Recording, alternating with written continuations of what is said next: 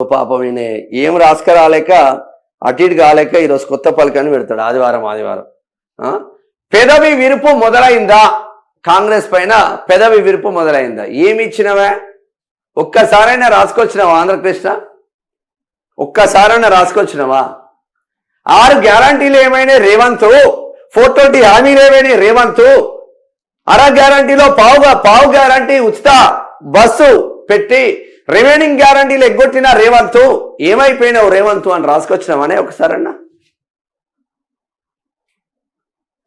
ఇట్లా టచ్ చేస్తాడు మళ్ళా పాపం మా రేవంత్ ఫీల్ అవుతాడేమని మళ్ళా బ్యాక్ వచ్చి దాంతో ఏం ఒరిగేది లేదు, మొత్తం ఇక బ్రహ్మాండం బద్దలవుతుందని రాసుకొస్తాడు ఈయన. చూద్దాం ఒకసారి. పెదవి విరుపు మొదలైందా? రేవంత్ రెడ్డి ప్రభుత్వంపై ప్రజల్లో పెదవి విరుపు మొదలైందా? నిజానికి కేసీఆర్ పాలన నుంచి వారసత్వంగా రేవంత్ ప్రభుత్వానికి కొన్ని సమస్యలు వచ్చాయి. రాష్ట్ర ఆర్థిక పరిస్థితి చతికిల పడడం, పాలన వ్యవస్థలో జవాబుదారీతనం లోపించడం ఇందులో ప్రధానమైనవి. మంత్రులలో జవాబుదారీతనం లోపించడం ఇప్పుడు అదనం. ఏ మంత్రి చక్కగా ఉన్నాడా? ఎక్సైజ్ మినిస్టర్ ఏం చేయాలి?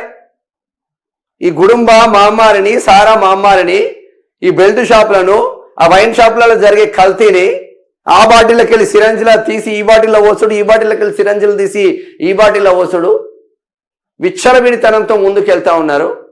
దాన్ని అరకట్టాల్సిన మంత్రి ఎడవనడో తెలియదు. మొన్న అకాల వర్షానికి నా రైతాంగం సర్వనాశనం అయితే ఆ తుమ్మల నాగేశ్వరరావు ఏ తుమ్మల అన్నాడో తెలియదు. ఉన్నాడానే రాష్ట్రంలో వ్యవసాయ శాఖ మంత్రి. ఇక రోడ్ల భవనాల శాఖ మంత్రి పొద్దుగా చల్లనీళ్ళు తాగి ఏడుంటున్నా ఆయనకే తెలియదు. ఒక్క మంత్రి నా పని చేసిన. ఈ ఆర్టీసీ కార్మికులను పట్టించుకుంటారా నాయన అని 3 నెలల నుంచి వాళ్ళు నోటీసులు ఇస్తా ఉంటే పీకి కట్టలు కట్టినావా? పొన్నం ప్రభాకర్ కళ్ళు పైకి చూస్తున్నాయి ఏందని? ఉద్యమకారుడు రెస్పెక్ట్ ఇస్తే నీ కళ్ళు పైకి చూస్తాయి. అదిక మంచిగానే రాసుకొచ్చింది. ఇలా లాస్ట్కి అయితే రేవంత్ అన్న ఏమన్నాడు పాపం, అధికారంలోకి వచ్చి 2.5 ఏళ్ళు అవుతున్న ప్రభుత్వంపై రేవంత్కు పూర్తి పట్టు చిక్కలేదు. 2.5 సంవత్సరాలు అవుతుందా? 2.5 ఓహో ఇది ఉందా కథ? 2.5 సంవత్సరాలు అవుతుంది అధికారంలోకి వచ్చి. 2.5 సంవత్సరాలు వచ్చినా కూడా పాపం ఏమీ రాలే. ఓకే, అధికారంలోకి వచ్చి 2.5 ఏళ్ళు అవుతున్న ప్రభుత్వంపై రేవంత్కు పూర్తి పట్టు చిక్కలేదు. మంత్రులు తనకేమి పట్టినట్టుగా వ్యవహరిస్తున్నారు. సీఎం స్వయంగా పట్టించుకుంటే తప్ప సమస్యలు పరిష్కారం కావడం లేదు. ఒక్క మాటలు చెప్పాలంటే ప్రభుత్వంలో డైరెక్షన్ లోపిస్తుంది. అధికారులు కూడా యాంత్రికంగా వ్యవహరిస్తున్నారు. మరి అన్ని రేవంత్ పట్టించుకోవాలంటే సినిమాటోగ్రఫీ మంత్రి ఎవరే? ఆంధ్రకృష్ణ చెప్పును. సినిమాటోగ్రఫీ మంత్రి మా కోమటిరెడ్డి వెంకటరెడ్డి, దిల్దార్ మనిషి. ఏ ముచ్చటగా ఆ ముచ్చట. కోమటిరెడ్డి వెంకటరెడ్డి దిల్దార్ మనిషి. మరి సినిమాటోగ్రఫీ మంత్రిని లేకుండానే సినిమాకు సంబంధించిన ఇష్యూస్ ఎట్లా క్లోజ్ అవుతాయి? మరి ముఖ్యమంత్రి ఎంటర్ అవడం ఎందుకే దాంట్లో? ముఖ్యమంత్రి ఎంటర్ అవడం ఎందుకు?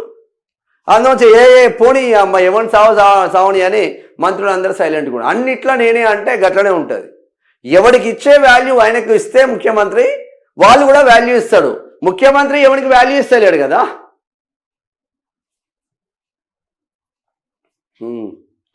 సీఎం అయిపోయింది. ఆర్టీసీ సమ్మె విషయమే తీసుకుందాం. సమ్మెకు పిలుపునిచ్చిన జేఏసీ నేతలకు ప్రభుత్వం పట్ల సానుకూలత ఉన్నప్పటికీ వారిని పట్టించుకునే వారే లేకపోవడంతో సమ్మెకు పిలుపు ఇవ్వాల్సిన పరిస్థితి. సమ్మె ప్రారంభమైన రోజే శంకర్ గౌడ్ అనే డ్రైవర్ పెట్రోల్ పోసుకొని ఆయన ఘోరం జరిగింది అనేది పాల్పడడంతో పరిస్థితులు ఉద్రిక్తంగా మారాయి. గోడితో పోయేది గొడ్డలి దాకా వచ్చింది. అంతే కదా. ఇప్పుడు 100 రోజుల నుంచి సమ్మె నోటీసులు ఇస్తా ఉంటే ఆర్టీసీ ఎండీ ఏం చేస్తా ఉన్నట్టు, ఆర్టీసీకి సంబంధించిన ఈ శాఖ మంత్రి పొన్నం ప్రభాకర్ ఏం చేస్తున్నట్టు గుడ్డి గుర్రాలకు పనులు తోముతున్నారా? మీరు ఇచ్చిన హామీని నిలబెట్టమని అడిగినలే. మీరిచ్చిన హామీని నిలబెట్టండి అని అడిగిన వాళ్ళు గొంతమ్మ కోరికలు కోరుకోలే ఆర్టీసీ కార్మికులు. చూద్దాం చేద్దాం అంత మీ అయ్యా జాగిరా, నేను మంత్రి అయితే ఏంది, కొమ్ములు వస్తున్నాయా మంత్రికి, తలల నుంచి కొమ్ములు వచ్చినాయనే మంత్రి అయితే? ఎవడైనా గిదే భూమిలో పుట్టాం గదే భూమిలో చస్తాం. ప్రజల కోసం పనిచేయండి రా నాయన. ఇక ఉద్యోగులు కార్మికుల సమస్యలను నిర్లక్ష్యం చేయడం వల్ల కేసీఆర్ మూల్యం చెల్లించుకున్నారు. ఇప్పుడు కూడా అదే జరిగితే ఎలా? ఆర్థికంగా భారం పడని సమస్యలు కూడా పరిష్కారానికి నోచుకోకపోవడంతో ఉద్యోగుల్లో అసంతృప్తి పేరుకుపోయింది. రిటైర్డ్ అయిన ఉద్యోగులకు చెల్లించాల్సిన బకాయిలు కొండల్లా పేరుకుపోతున్నాయి. పెన్షనర్లతో పెట్టుకున్న ఏ ప్రభుత్వం కూడా బాగుపడలేదు. కాంగ్రెస్ ప్రభుత్వం కూడా కుప్పగూలుతుందని చెప్తున్నాడు. పెన్షనర్లతో రిటైర్డ్ ఉద్యోగులతో బకాయిలు పడ్డ చిన్న పెండింగ్లు కూడా తీర్చలేకపోతున్నారు. ఇంకేమంటున్నారు చూద్దాం. రేవంత్ కూడా కొన్ని పొరపాట్లు చేస్తున్నారు. తన మనసులో ఏముందో, ఎటు ప్రయాణించాలని అనుకుంటున్నారో ముందుగా ఇతరులతో పంచుకోవడం లేదు. సమస్య ముదిరినప్పుడు మాత్రమే తాను ఏమనుకుంటున్నది మంత్రులు అధికారులతో పంచుకుంటున్నారు. సమయపాలన విషయంలో సీఎంపై ఫిర్యాదులు ఉన్నాయి. సందర్శకులను పార్టీ నేతల్ని కలుసుకోలేని కారణంగా గతంలో చంద్రబాబు కేసీఆర్ మూల్యం చెల్లించుకున్నారు. సీఎంలు బిజీగానే ఉంటారు. అలాగని కలవాల్సిన వాళ్ళను కలవలేనంత తీరిక లేకుండా ఉండరు కదా. ఇచ్చినవానే ఉమ్మడి రంగారెడ్డి జిల్లాలో మా దళిత బిడ్డ, కాంగ్రెస్ ప్రభుత్వంలోనే బడా లీడర్గా ఉన్న మా దళిత బిడ్డ, మంచి పోస్ట్లో ఉన్న దళిత బిడ్డ అపాయింట్మెంట్ ఇచ్చినవానే. ఒక చిన్న తన అనుచరుని కోసం ఒక చిన్న కార్పొరేషన్ పదవి అడుగుదామని నిన్ను అపాయింట్మెంట్ అడుగుతా. నువ్వు ఇప్పటి వరకు 2.5 సంవత్సరాలల్లా ఆ బడా దళిత బిడ్డకి ఎందుకు అపాయింట్మెంట్ ఇవ్వాలి రేవంత్ అని అడుగుతుంది ప్రజా వాయిస్. ఇది నిజం కాదా? గుండెల మీద చేసుకొని చెప్పండి. బాజాప్తా చెప్తున్నాం. పేరెందుకు చెప్తలేదంటే పేరు చెప్తే ఫోన్ చేస్తుండే తప్పకు. అంటే ఆయనకు నాకు లొల్లేం లేదు, మంచిగానే ఉంటాడు నాతో. అట్లుంటుంది ఇక. ఇప్పుడు ఏమైంది? ఎవరి వాల్యూ ఆయనకి ఇవ్వకపోతే చంద్రబాబు ఎట్లా పోయిండో, కేసీఆర్ ఎట్లా పోయిండో, రేవంత్ నువ్వు కూడా అట్లనే పోతావు అని రాసుకొచ్చిండు మా ఆంధ్రకృష్ణ. లాస్ట్కి మళ్ళీ కొసమేర్పు ఉంటుంది, గమ్మతుంటుంది చూడండి. రాష్ట్ర ఆర్థిక పరిస్థితికి అనుగుణంగా పథకాలను పునఃసమీక్షించుకోవాలి. పిండి కొద్దీ రొట్టె అన్నట్టుగా పథకాలు ఉండాలి. అలా కాకుండా ఏ వర్గానికి సంతృప్తి ఇవ్వని విధంగా పథకాలను అమలు చేయడం వల్ల ప్రయోజనం ఉండదు.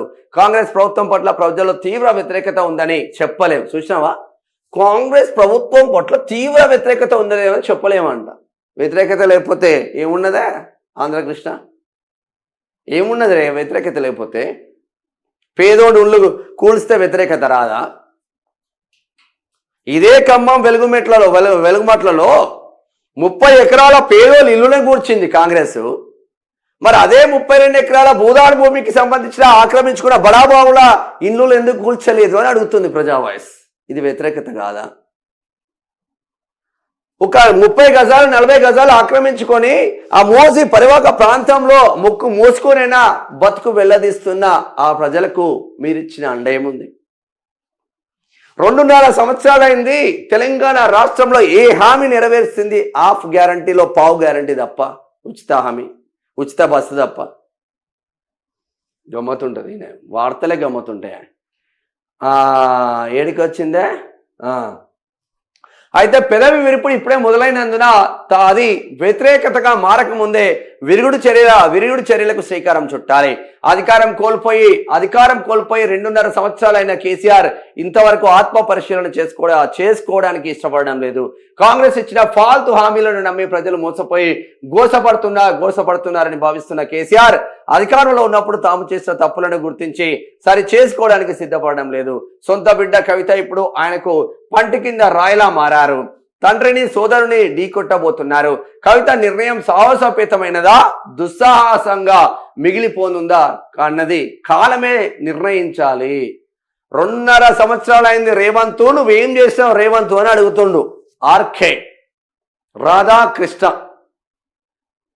ఏమి లేదు, మీకు యాడ్లు ఇస్తారు, మీరు 50 లక్షల కోట్ల రూపాయలు 10 కోట్ల దాకా మీరు సంపాదించుకున్నారు. ఆంధ్రోళ్ళకే పెద్దపీట వేసిండ్లా ఇక్కడ, ఆంధ్రోళ్ళకే పెద్దపీట వేసిండు తెలంగాణ రాష్ట్రంలో. మాలాంటి కొట్లాడుతున్న జర్నలిస్టుల పైన కేసులు పెట్టించిండు తెలంగాణ రాష్ట్రంలో, కేసులు. ఆంధ్రోళ్లకు పెద్దపీట.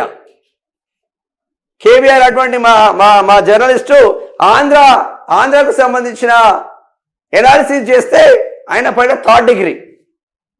ఈ దుర్మార్గుల చర్యలు కావు ఇవన్నీ.